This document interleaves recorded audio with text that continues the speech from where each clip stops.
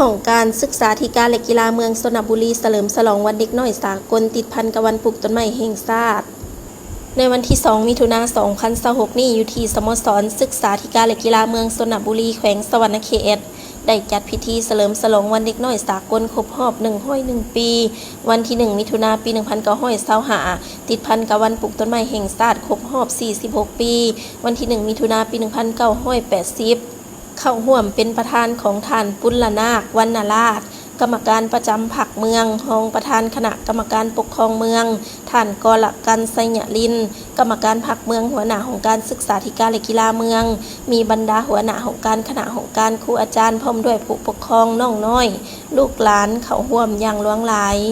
ในพิธีท่านกรกันไสยลินหัวหน้าของการศึกษาธิการและกีฬาเมืองก็ได้เล่าประวัติความเป็นมาของวันเด็กน้อยสากลซึ่งในแต่ละปีแม่นเหตุการณ์พิเศษหนึ่งที่มีความหมายต่อเด็กเพื่อแนะใส่สุขยู่ส่งเสริมพัฒนาและปกป้องเด็กในทั่วโลกย้อนเห็นได้ความสำคัญของเด็กที่เป็นอนาคตของชาติเป็นเม็ดพืชเป็นหน่อแหนงทื่นฮอนแห่งชีวิตในมื้อหน้ากลายเป็นอนาคตอันแจ่มใสของประเทศชาติในอนาคตบรรดาประชาชาติทั่วโลกและทั่วทุกหนทุกแห่งก็คือเด็กลาวบรรดาเผ่าเพื่อส่งเสริมสิทธิสร้างความเข้มแข็งความผาสุกและความเป็นอยู่ที่ดีสำหรับเด็ก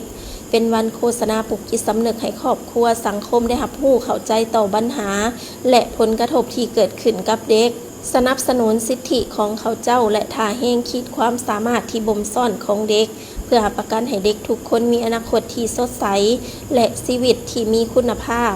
จากนั้นผู้เข้าร่วมยังได้รับชมกิจกรรมการแสดงศิลปวรรณคดีหลังจากนั้นการนำของเมืองก็ได้ร่วมหยอดย่าให้กับเด็กลุ่ม5 ปีพร้อมทั้งแจกย้ายขนมให้กับน้องน้อยนักเรียนและได้ร่วมกันปลูกต้นไม้ที่บริเวณเดินของการศึกษาธิการและกีฬาเมืองเพื่อปลุกจิตสำนึกให้น้องน้อยนักเรียนตื่นอีก